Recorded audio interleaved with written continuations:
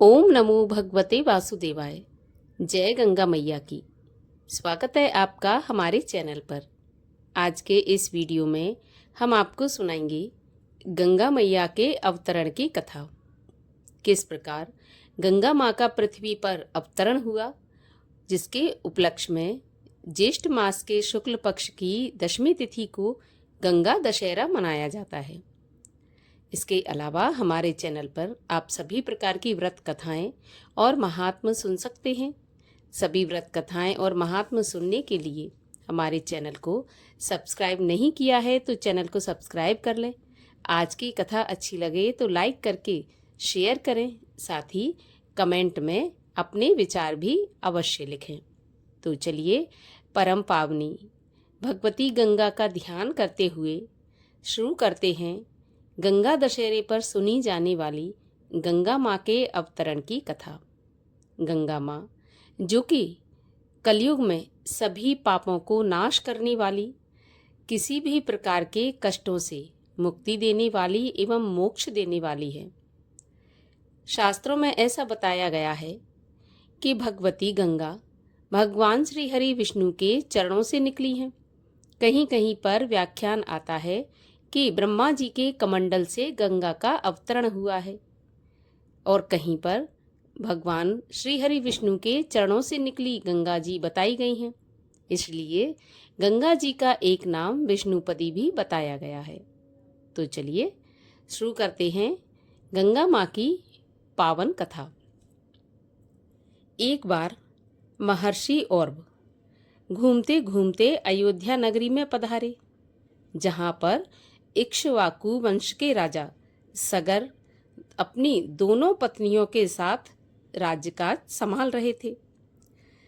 राजा सगर की दोनों पत्नियों ने महर्षि औरव का बहुत ही अच्छे प्रकार से स्वागत सत्कार किया, और महर्षि ने इससे प्रसन्न होकर दोनों रानियों को पुत्रवती होने का आशीर्वाद दिया।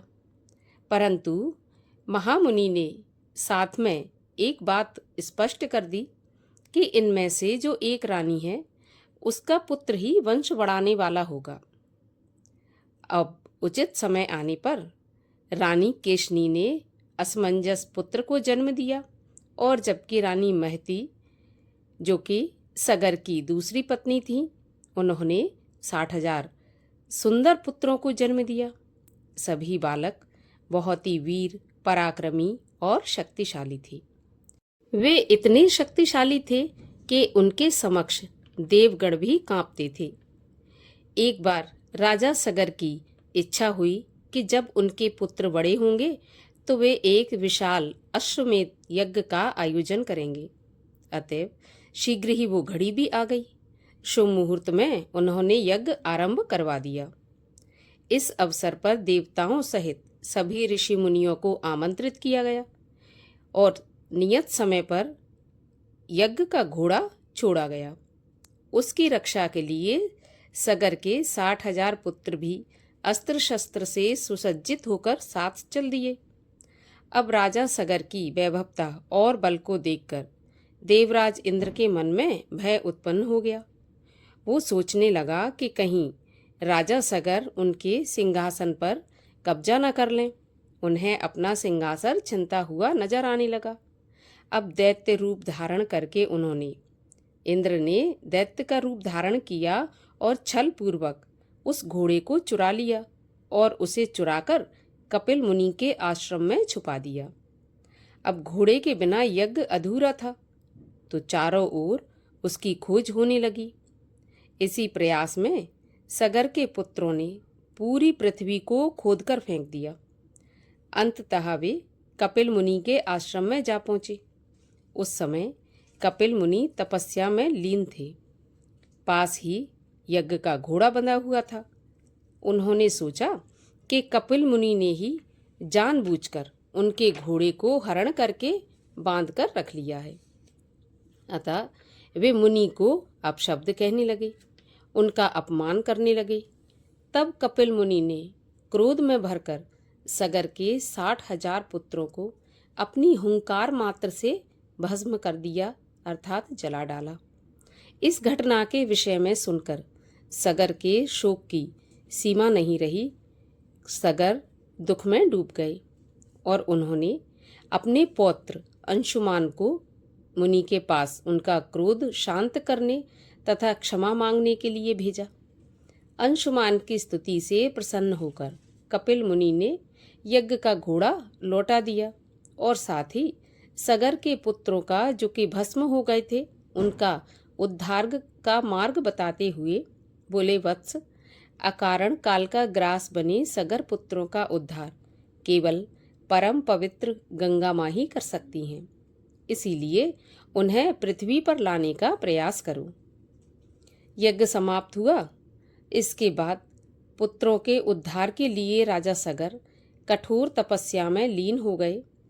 उनकी मृत्यु के बाद उनके पौत्र अंशुमान ने और अंशुमान के बाद उनके पुत्र राजा दिलीप ने हजारों वर्ष तक कठोर तपस्या की, लेकिन तब भी गंगा माँ प्रसन्न नहीं हुई। अंत में दिलीप के पुत्र भगीरथ की कठोर तपस्या से भगवान विष्णु प्रसन्न हुए और गंगा को स्वर्ग से पृथ्वी लोक ले जाने की अनुमति दे दी। गंगा जब स्वर्ग से पृथ्वी की ओर चली उस समय उनका वेग अत्यंत तीव्र था।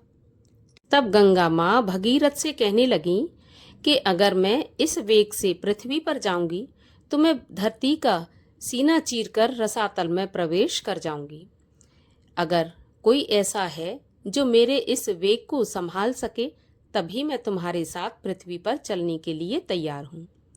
तब भगीरथ ने एक अंगूठे पर खड़े होकर भगवान शिव की तपस्या की और भगवान शिव को प्रसन्न किया और भगवान शिव से अनुरोध किया कि वो गंगा के वेग को अपनी जटाओं में संभालें। तब भगवान शिव ने प्रसन्न होकर गंगा के वेग को अपनी जटाओं में स्थान देकर उनका वेग शांत किया। इसके बाद गंगा की एक जलधारा पृथ्वी की ओर मोड़ दी और भगीरथ का अनुगमन करते हुए अर्थात भगीरथ के पीछे पीछे गंगा उस स्थान पर आ पहुंची जहां पर सगर पुत्रों की भस्म पड़ी थी। पवित्र गंगा का स्पर्श पाते ही सगर पुत्रों का उद्धार हो गया। इस प्रकार कठोर तपस्या के बल पर भागीरथ पुण्य प्रदायक गंगा को पृथ्वी पर लाने में सफल हुए। तभी से गंगा माँ इस पृथ्वी के मनुष्यों को पापों से मुक्त करती हैं और मोक्ष प्रदान करने में सहायक हैं। प्रेम से बोलिए गंगा मैया की जय।